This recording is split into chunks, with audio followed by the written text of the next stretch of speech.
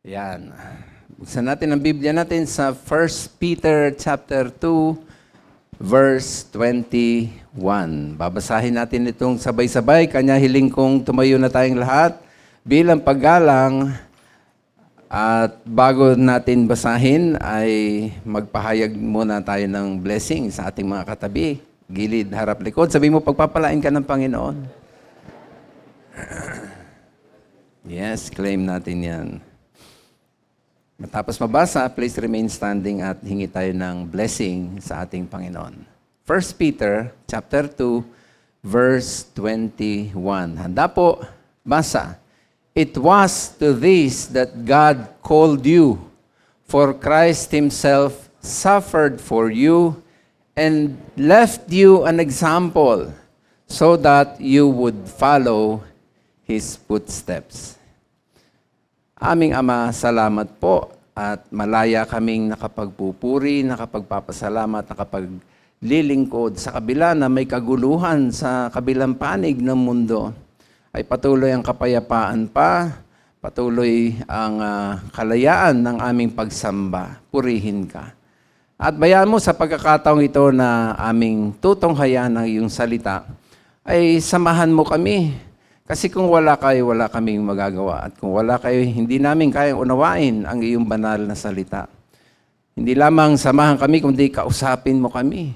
Marinig at maranasan ka namin. Sa iyong pagsasalita'y may kapangyarihang dumaloy sapagkat napaka-powerful ng iyong word at magkaroon kami ng bagong buhay at direksyong tama sa aming lakad. Muli, kami sama-sama dumudulog sa iyo na ikaw na maghanda ng aming puso at isipan, lukuban ng banal mong dugo, walang hadlang na mangyari, kundi ikaw ang maghahari sa aming kalagitnaan. In Jesus' name, Amen. Thank you.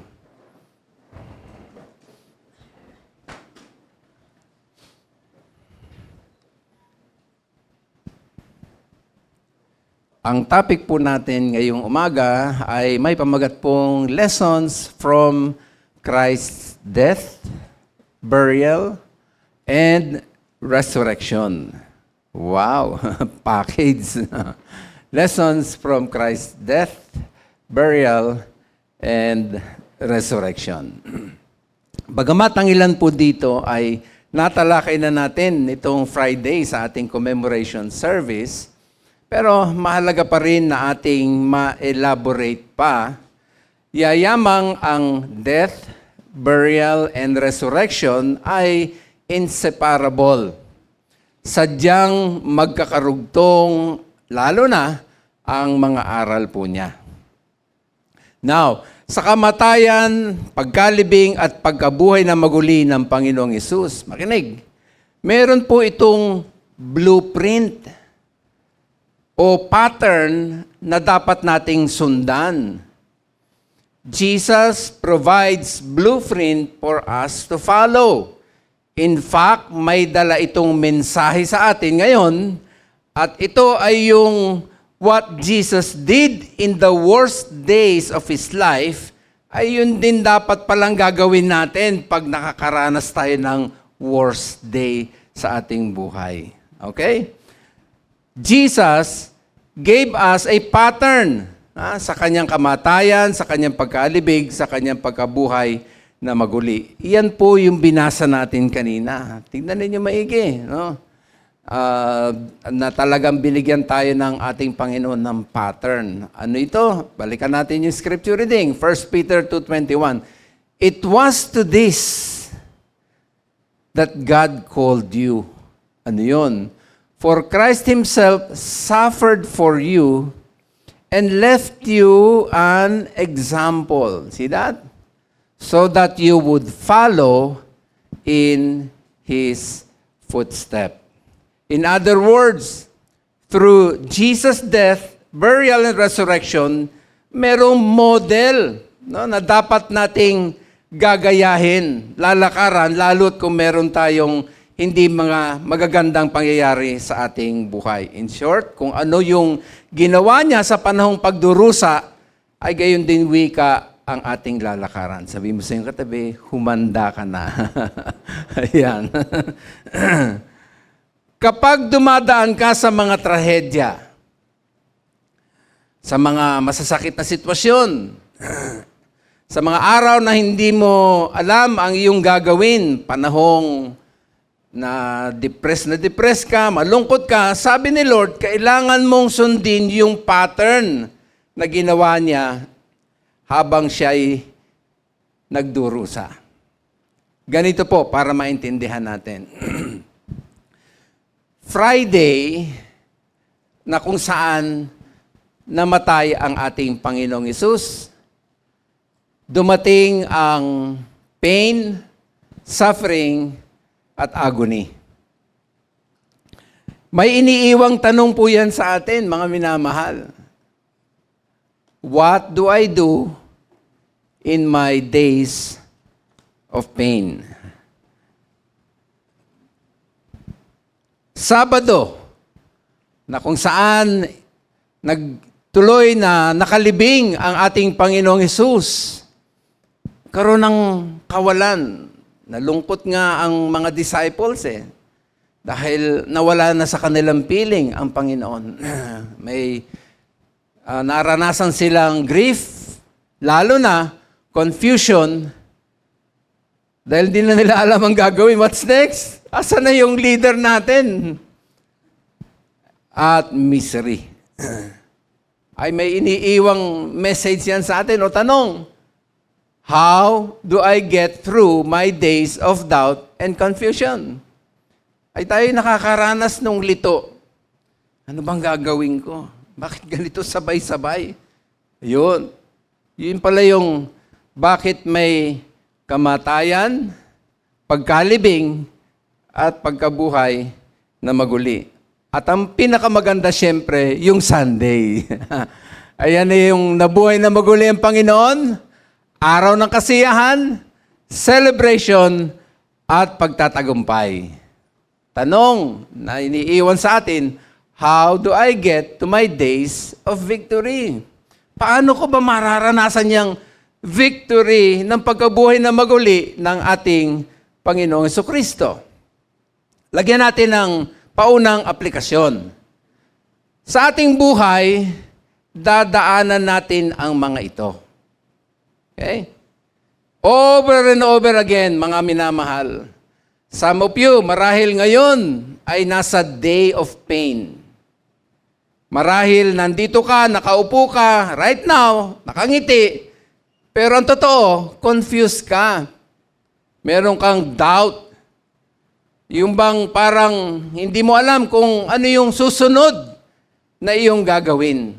Hopefully, maranasan mo yung joy sapagkat nabuhay na maguli ang ating Panginoon. Palakpakan natin siya dyan. No?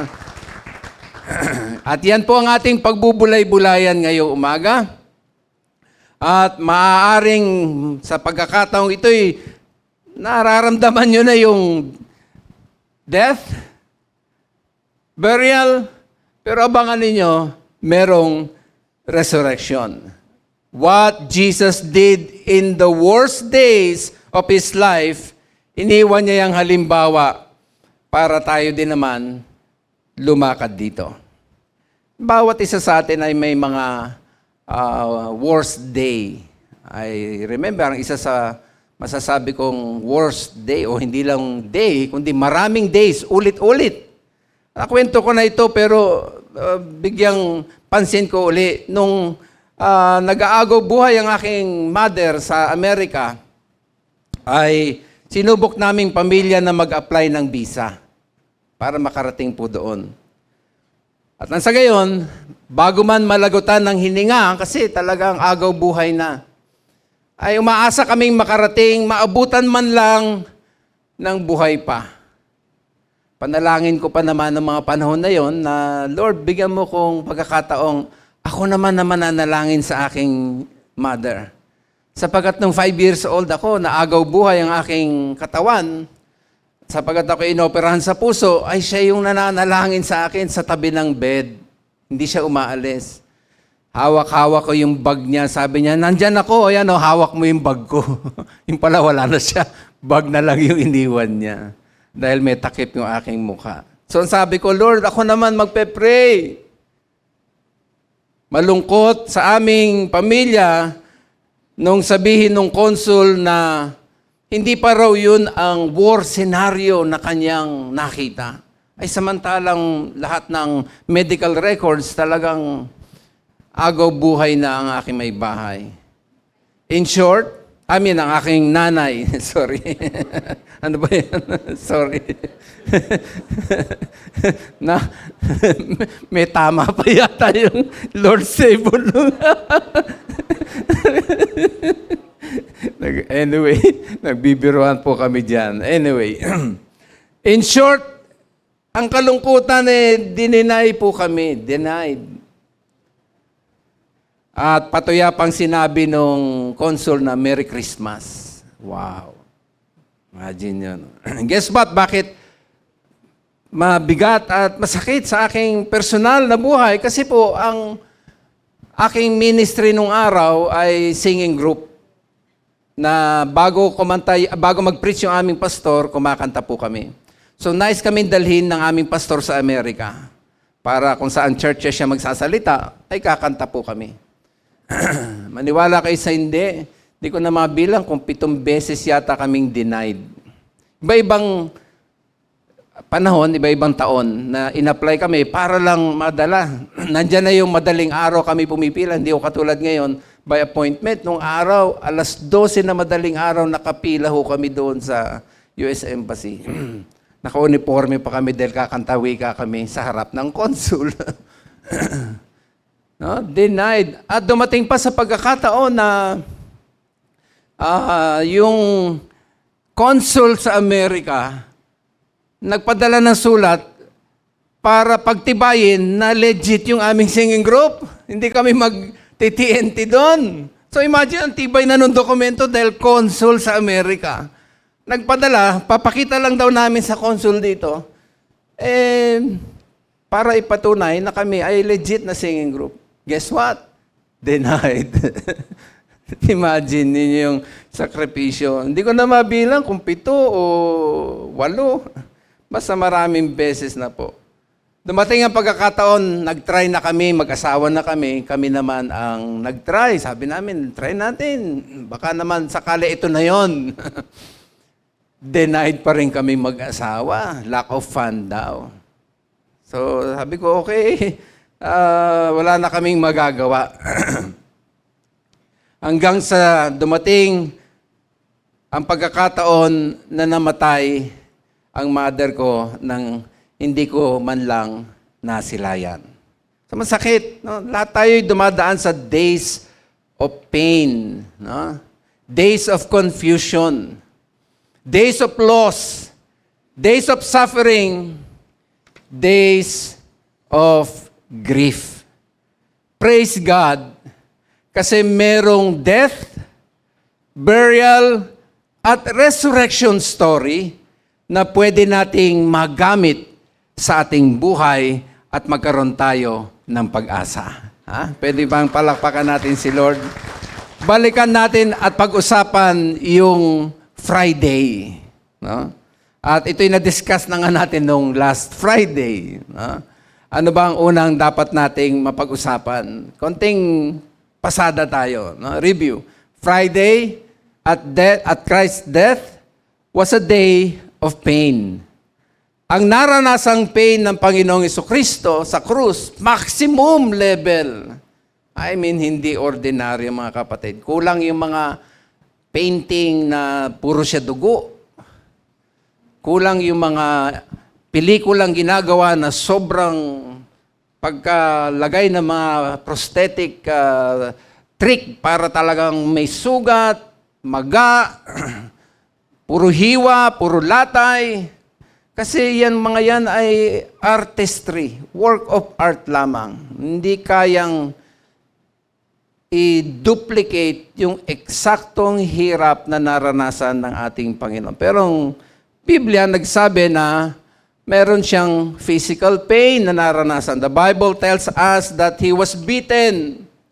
Ulit-ulit hinampas, sinugatan, dinuran, sinampal, binunutan ng balbas, nilagyan ng koronang tinik, at hindi pa natapos doon, nilatayan. Alam niyo yung panglatay na hinampas sa kanya, ay merong 9 na daliri, na lubid, na sa dulo ay may mga nakatali at nakadikit na buto, bato, at mga bubog.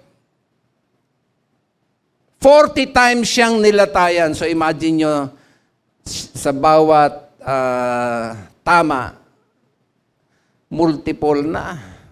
At least, you can figure the number of wounds merong naramdaman, di lamang sa likod, sa buong katawan, sa mukha ng ating Panginoong Jesucristo dun sa krus.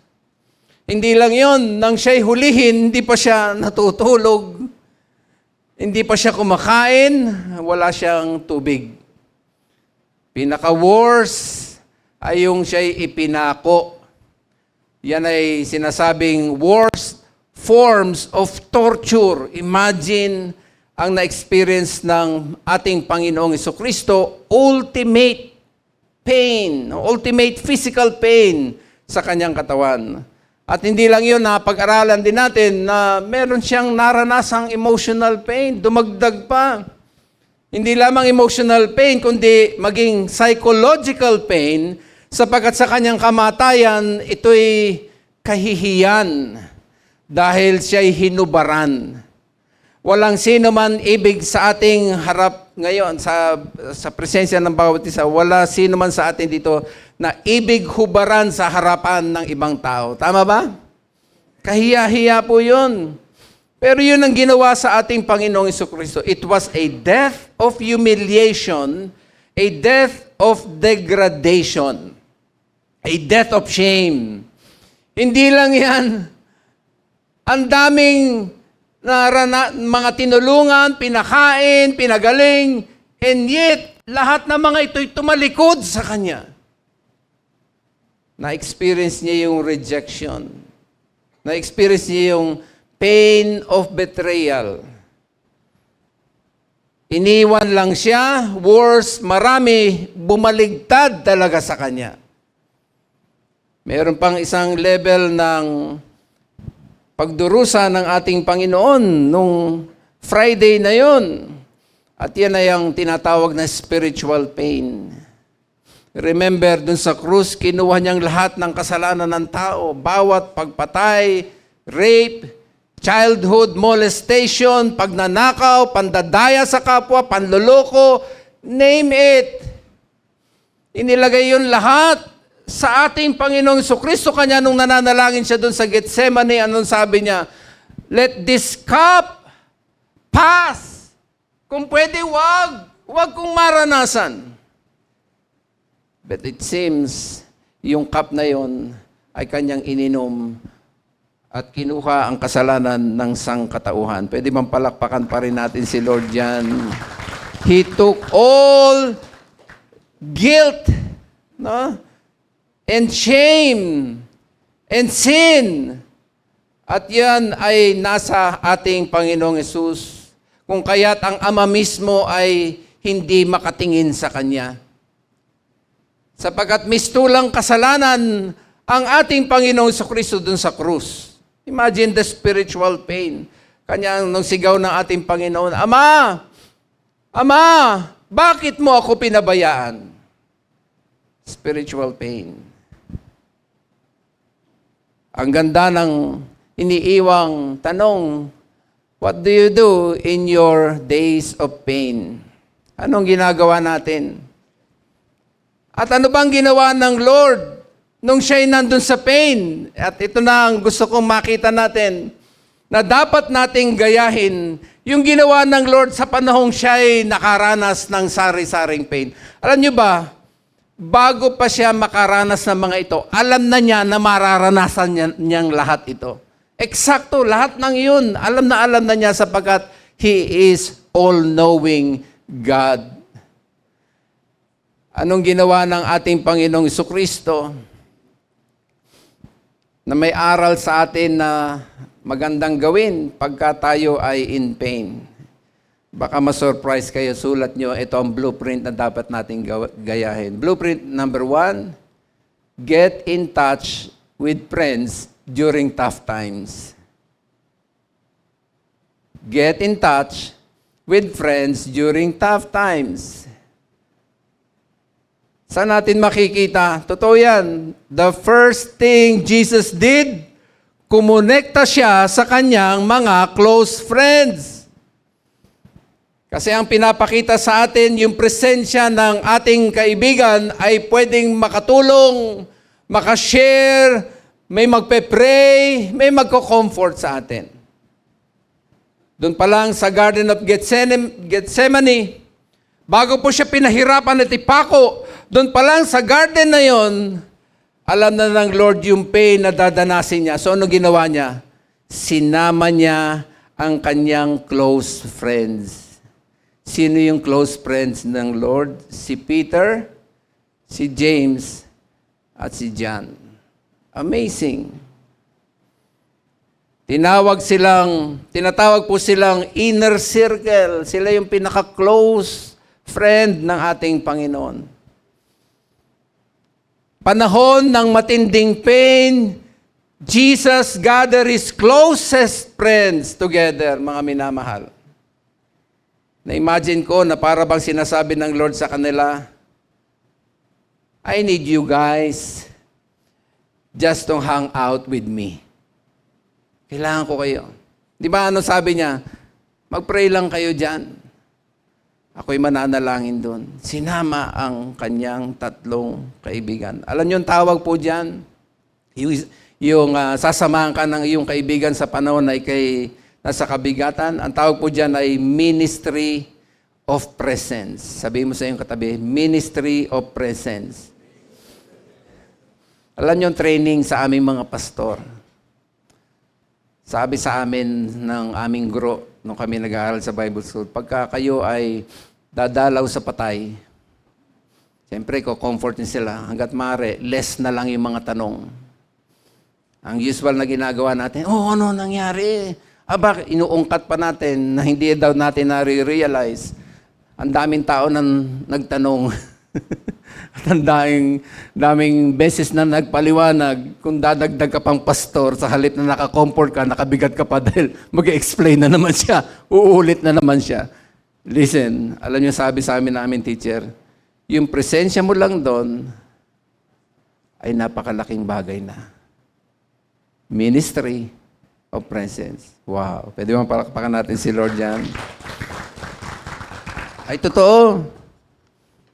Ilang beses ko na narinig sa mga nabigatan, namatayan, naging alone. Yung presensya lang. Palagi ang pasasalamat po na nandun po kayo. These people, Peter, James, and John, ay 3 taong mahigit na nakasama ang ating Panginoon. They're the most intimate friends ng ating Panginoon Kristo. Kanya, doon sa deepest need, araw na kung saan may greatest pain ng ating Panginoong Kristo, nandun ang kanilang mga kaibigan. Makinig. Napunan niyo ba na even the Son of God need friends in the middle of pain? Hindi naman niya kailangan kasi kaya niya. Tama ba? Pero nag-set siya ng example na ating lalakaran. Parang bautismo. Hindi naman kailangan bautismo si Jesus eh. God nga siya, ba't kailangan bautismo? Pero ano sabi niya? Di ba sabi ni John, ay hindi kita dapat bautismo, ako nga dapat bautismoan mo. Ano sabi ni Jesus? Ipahintulot mo para maging halimbawa. Yung palang pagsama ng kaibigan sa panahong tayo in pain, napakalaking tulong sapagat una, ito ay biblikal. Itinuturo ng Biblia. Ang problema ay ito. Sabi mo sa iyong katabi, may problema. Ano yun? Kabaligtaran ang ginagawa ng marami. Kasi kapag ka nakakaranas na matinding pain, punahin po ninyo ginagawa ng marami. Pag nasaktan, ang gusto mangyari mag-isa. Leave me alone. Ay, hindi naman masama yung nag-iisa. Pero hindi natin nare-realize yung kahalagahan at ganda at laki na maitutulong sa panahon na tayo nabibigatan, nahihirapan, in pain. Ang laking tulong nung tamang kaibigan.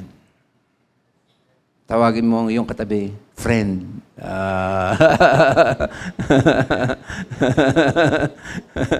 Alam niyo ba si Judas nung pinagkanalo na ang Panginoon, di ba? Pinagkanalo si Jesus, remember? Alam niyo yung huling word ni Jesus sa kanya? Friend. Wow. Amazing.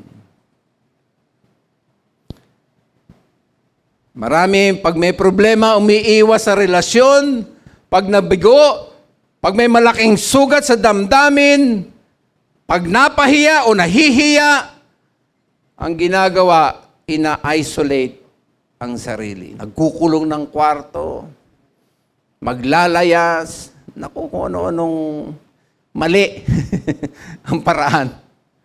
Sapagat si Jesus mismo nagbigay ng halimbawa, kailangan nating help. Sabihin mo sa iyong katabi, kailangan mo ng help. Ayun. It's a mistake, mga minamahal, to pull back from your friends in your pain. God never meant for you to go through life in your own. Ang design niya sa atin ay yung kailangan natin ng kasama. Kanya nga nung panahon na nilalang si Eva at Adan, ano sabi ng Diyos? It is not good for man to be alone. So, bibigyan ko siya ng kasama. Kailangan nating kaibigan na may makakausap, may masasabihan, may mananalangin, may magpapayo. Sabi mo sa iyong katabi, don't isolate. Aralin niyo kung paano kinakausap ng Lord ang mga kaibigan niya. Amazing. Napaka-open. Yung gut level, yung honesty, yung authentic na kanilang mga pananalita. Grabe. Para na silang magkakadugo. Tama ang Biblia, ang kaibigan na higit pa sa magkapatid. Amazing. You see, sabi ng ating Panginoon, ayaw kong ma-repress sa inyo yung pain. Ayaw kong masuppress sa inyo ang pain. Ang ibig ng Panginoon, ma-express natin yung ating pain pag meron tayong tamang kausap. May magandang payo sa atin si Apostol Pablo sa Aklat ng Galatia. Sabay-sabay nga natin basahin, please. Ready, go. Carry each other's burdens, and in this way, you will fulfill the law of Christ. Pwede mapalakpakan natin si Lord.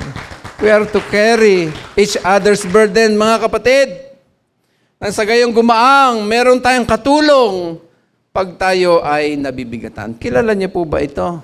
Na-feature na yan sa TV maraming beses, sa CNN, sa BBC, National Geographic. Ang pangalan po niya ay si Elie Wiesel. Isang manunulat. Nakasulat na po siya ng 57 na libro. Isang resource person, isang international ambassador of peace and reconciliation around the world. Pero alam niyo ba ang popularidad ng taong yan ay yung siya'y nakasurvive sa Nazi death camp ng World War II. Ito siya nung sila'y gustong alipinin, yung may bilog, yun siya. Isipin niyo gaano nakapayat ang maraming mga Jew. Isa po kasi siyang Jew. No? 6 million Jews ang pinatay dun sa Holocaust.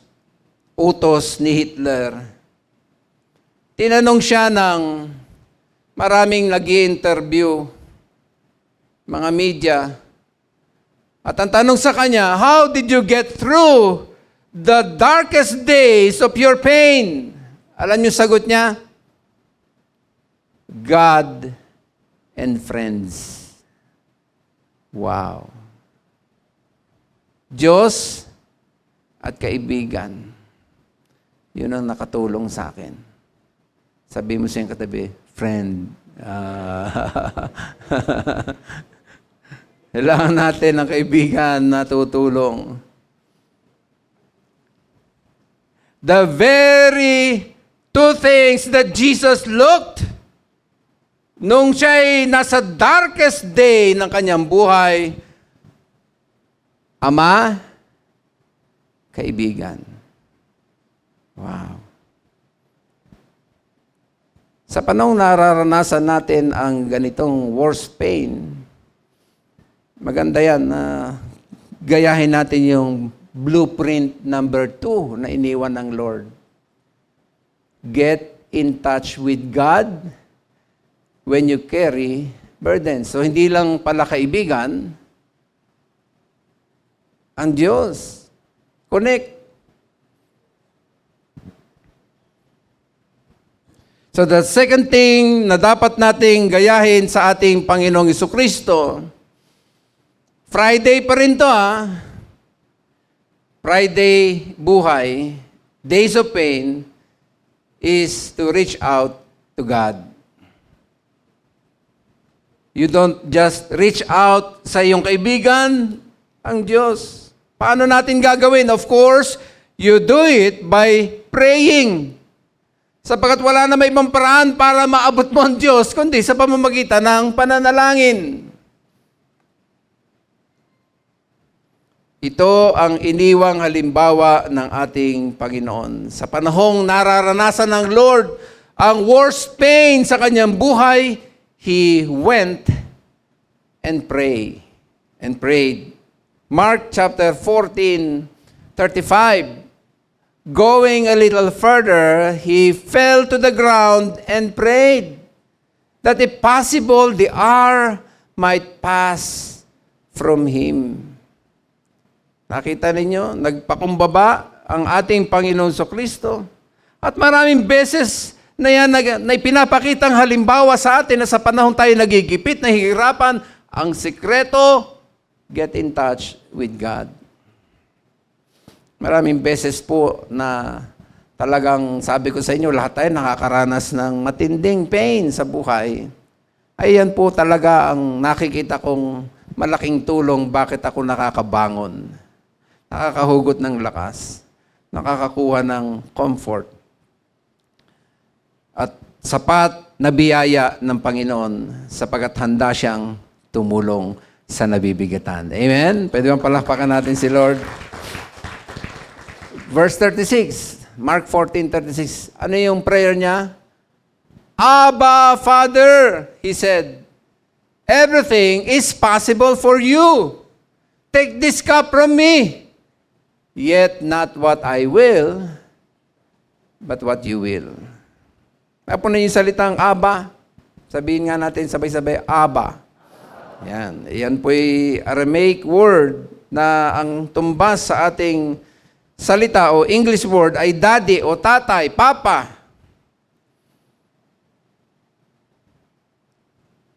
Yan ay panalangin, unang salita ng mga baby doon sa Middle East. Bakit yun ang ginamit ni Jesus? Listen, ang sinasabi ng Panginoong Jesucristo, when you are in your worst day of pain, you need to talk to God about it. At ang paraan ng pakikipagkausap sa Diyos, alam niyo ba yung salitang Aba? Hindi mo na kailangan ng mga fancy language. Yun ang sinasabi sa atin. Hindi mo na kailangan, ang kataas-taasang Diyos na manlalalang, na napakadakila at hari ng mga hari. Ay, hindi ganoon. Pwede,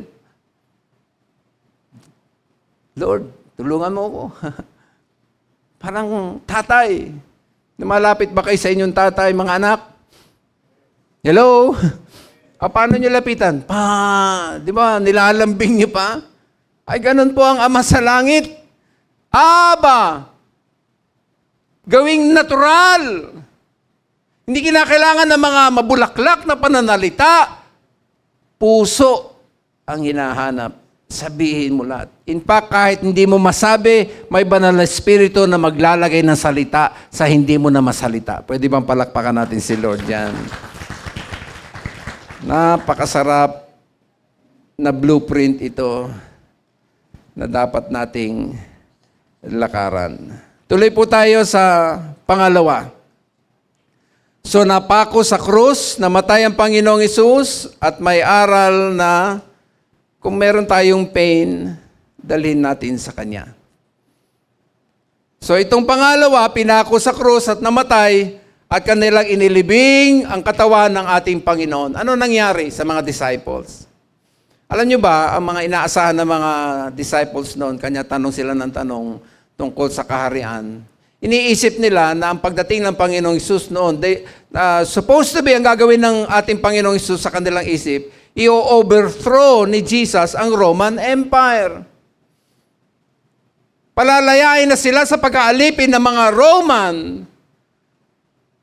At nang sa gayon, si Jesus ang magiging hari ng mga hari. Hindi pala yun ang plan ng ating Panginoon. So, in short, nung namatay na ang Panginoon, nasa puso't isip pa rin nila kahit ilang beses na tinuturo ni Jesus na ang aking kaharian ay hindi iyan na inaasahan ninyo. Sa madaling salita, massive confusion ang naranasan ng mga disipulo. Sa pangalawa, mga minamahal, Saturday, habang nakalibing ang ating Panginoon, day of confusion. Day of confusion. Larawan po ito na ang Sabado sa ating buhay, na kung saan marami tayong mga tanong sa ating mga problema. Bakit nangyari ito, Lord? Bakit ako pa? Ay marahil, ang kalagayan ng mga disipulo ay parehas na parehas, ang daming katanungan, ang daming kaguluhan sa isip.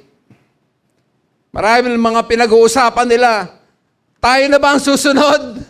Pinatay na nila si Jesus, tayo yung pinaka-closest followers ni Jesus. Tayo na ba? Anong gagawin natin? Alam nyo, sarap lagyan na application yan. Anong magandang gawin pag tayo confused? Blueprint number 3. Sulat nyo. Get in touch with the promises of God. Dapat nating alalahanin ang pangako ng ating Diyos. Kung kayo'y nasa Saturday life, confused, marahil pumasok ka ng trabaho, maasa na yan ay magiging daanan ng blessing at kabuhayan, ay kung kailan pa naman na pumasok ka, doon pa na nasara ang kumpanya. O marahil nagsisimula ka ng business, inaasahan mo, diyan ka kikita, ibe-bless ka ng Lord, ay kung bakit ba naman diyan ka pa nagkalugi-lugi? O marahil yung inaasahan mo na magkakasundo kayo mag-asawa, and then suddenly, mas lalo pa kayo nagkahiwalay. Anong dapat nating tandaan? Alam nyo, there are 1,000 ways to go through the scriptures para makita natin ang pangako ng ating Panginoon. Days of doubt, days of confusion, days of loss, days of grief, you need to remember the promises of God. Sabihin mo yung sa iyong katabi, kailangan mo ng pangako ng Diyos. Nung sila'y nako-confuse, anong sinabi ng Lord? Nako-confuse na. Hindi pa nga umaalis, confused na eh. Hindi pa siya nililibing. Hindi lalo pa nung nilibing. Ay binigyan na sila ng pangako ng Panginoon. Do not let your heart be troubled. You believe in God, believe also in me. My Father's house has many rooms. If that were not so, would I have told you that I am going there? Ang sarap. To prepare a place for you. And if I go and prepare a place for you, I will come back and take you to be with me, that you also may be where I am. Ang sarap na pangako ng Diyos yan.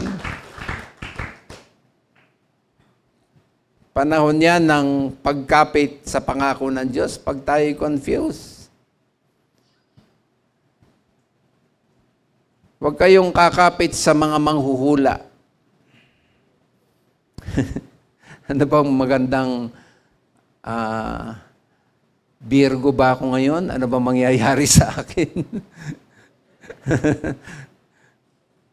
Huwag kayong kakapit sa kung ano ng mga superstisyon. Nasisira lang lalo ng inyong buhay. Mga sari-saring paniwala na lalo lang dadagdagan ng confusion at misery sa iyong buhay. Panghawakan ang pangako ng Lord. Alam niyo, pinakamasarap na pangako ng Lord na palagi kong pinanghahawakan sa aking buhay, Isaiah 43:2. When you go through deep waters, ano pangako ni Lord? I will be with you. When you go through rivers of difficulty, you will not drown. When you walk through the fire of oppression, you will not be burned up. The flames will not consume you. Pwede mo palakpakan natin si Lord. Woo! Hallelujah. The only way, mga kapatid, pag tayo confused, pag merong Saturday life sa buhay, pangako ng Panginoon. Pangako ng Panginoon. Sabi po ng mga Bible expert, meron daw tayong higit pa sa 8,000 promises of God sa Bible. Sabi mo sa iyong katabi, meron tayong 8,000 promises of God. Ang dami niyan. Baka sobra pa yan sa isang taon na kada isang verse meron ka araw-araw. 8,000 promises. Woo. Confused ka ba? Dito, pangako ng Diyos. Get in touch sa promise of God. Yan ang halimbawa na ipinapakita sa atin. Number 3, eto na, Sunday na. Sabi mo siya katabi, Sunday na. Siyempre, ang pagkabuhay na maguli ng ating Panginoon was a day of victory and joy. Nagpipigil kayo ng palakpak niyo. Nagpakita ang Lord sa kanila. According sa Gospel, unang nagpakita kay Mary Magdalene. Doon sa tomb, sinundan sa mga kababaihan, including Joanna, Mary, and mother of James. And then later, nag-appear kay Peter sa dalawang disciple na naglalakad papuntang Emmaus na hindi nila nakilala. Kasama na nila at kakwentuhan ay ang Panginoong Jesucristo. At matapos noon ay ang mga apostol. At matapos kay Tomas na nag-doubt. At pagkatapos ng 40 days, nag-appear siya doon sa 500 mga mananampalataya at disipulo upang patunayan na siya ay nabuhay na maguli. Ang victory ay nasa kanya. Saka siya umakyat doon sa langit at ipinangako niya, inutusan niya, magpunta kayo doon sa upper room. Ipon-ipon kayo, hintayin ninyo ang pagbaba ng banal na Espiritu. Anong gagawin para makuha natin ang kapangyarihan ng pagkabuhay na magulit, magkaroon tayong lubusang kasiyahan at pagtatagumpay? Sulat niyo blueprint number 4 and last. Get in touch with the power of God. Get in touch with the power of God, mga minamahal. Available yan sa atin. Rely sa power ng Panginoon. Amen? Oh, ang daming beses na kulang ang oras para isa-isahin ko sa inyo. Paano kung nagtiwala sa kapangyarihan ng Diyos at nangyari ang kapangyarihan ng ating Panginoon. Acts 1:8, last verse. But you will receive power when the Holy Spirit comes on you, and you will be my witnesses in Jerusalem and in all Judea and Samaria and to the ends of the earth. Alam nyo, baka kanya ito ang mensahe ng ating Panginoon ngayon. Kasi alam niya, kailangan natin ang istorya ng kamatayan, ng pagkalibing, at ang pagkabuhay na maguli ng ating Panginoon. Gusto niya tayong abutin, gusto niya maranasan natin yung halimbawang iniwan niya, blueprint. At nang sa gayon, ang buhay natin ay maging masaya. Amen? Tayo na tayong lahat.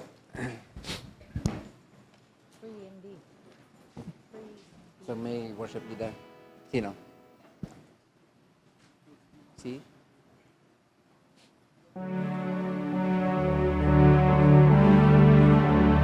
Pangunaan tayo ng ating worship leader. Awitin natin ang mensahe at bulay-bulay. I'm free indeed. I'm free indeed. Because of Jesus, sin has no claim on me. You kicked down the prison doors, saw my pain made it yours. Thank you, Lord, I am free indeed. Sing it again. I'm free indeed. I'm free indeed. Because of Jesus, sin has no claim on me. You kicked down the prison doors, saw my pain and made it yours. Thank you, Lord, I am free. Indeed, lift your heads. Oh, thank you, Lord, for what you've done for me. Your precious blood demanded my release. So with my hands lifted high and my shame left behind, thank you, Lord, I am free indeed. You chose the cross of Calvary, left heaven's glory to pay my penalty. You defeated hell and grave, cost his ransom hard to save. Thank you, Lord, I am free indeed. Always say, oh, thank you, Lord, for what you've done for me. Your precious blood demanded my release. So with my hands lifted high and my shame left behind, thank you, Lord, I am free indeed. Sing it again.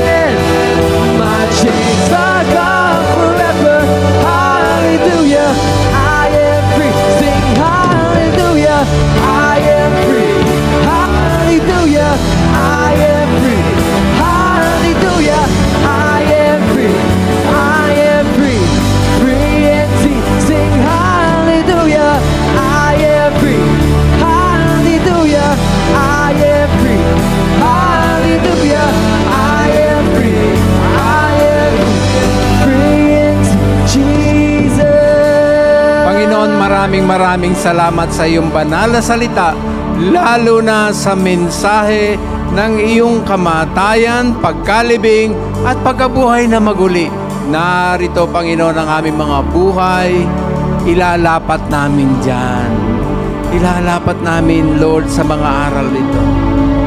Aba tayo, nakapikit na kayo ko. Gusto ko pong ibukas ang pagkakataong tayo makalapit sa Panginoon sa personal na paraan.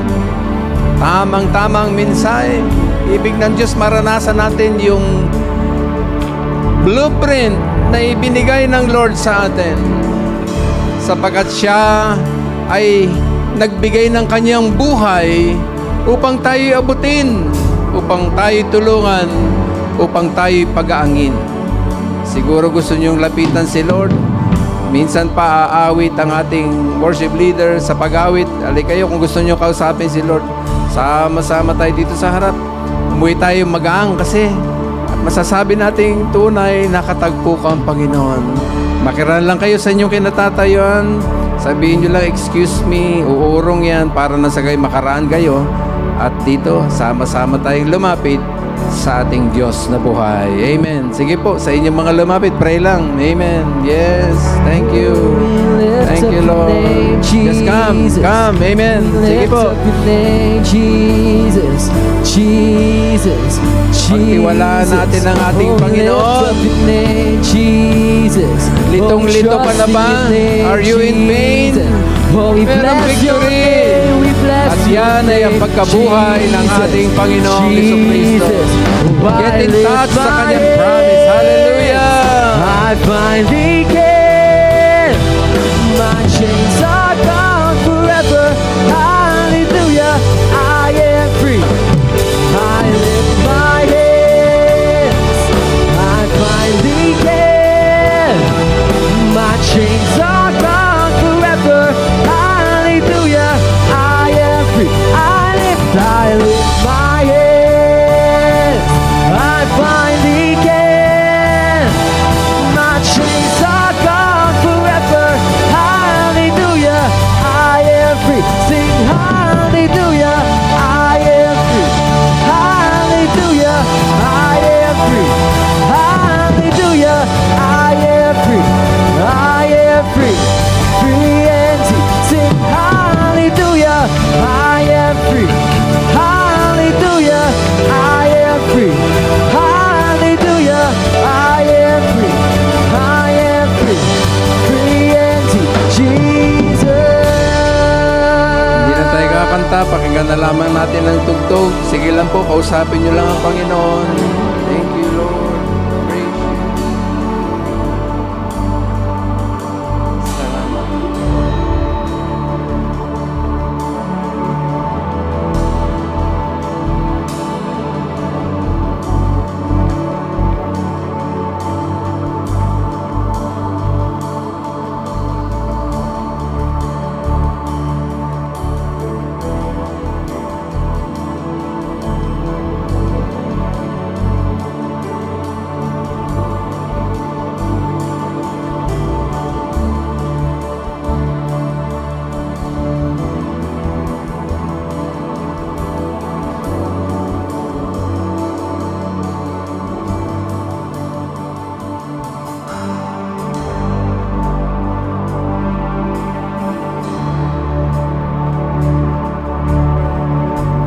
Panginoon, maraming salamat sa kapangyarihan ng kamatayan sa krus. Maraming salamat sa kapangyarihan ng pagkalibing at higit sa lahat sa kapangyarihan ng pagkabuhay na maguli ng iyong ginawa para sa amin. Salamat po sa pagkalapat ng mga aral nito. Naritong iyong mga anak, pinagtitiwalaan ka. Hawakan mo na po. Bigay mo yung kaaliwan ng banal mong Espiritu, kalakasan. Ibuhos mo na po ang pagpapala. Pagalingin ang may karamdaman. Bigay ang wisdom. Bigay yung grace na kailangan na magsusustain ng aming buhay. Yung bang meron kaming pagtitis na magaganap sapagkat may biyaya ka na siyang aming kalakasan. Salamat po sa pagkakataong ito nakalapit kami sa iyo. Bigay mo ng iyong kapayapaan. Sa iyo ang papuri at ang mga handog na buhay nito'y maging karampatang pagsamba sa iyong presensya. Salamat po. In Jesus' name, Amen.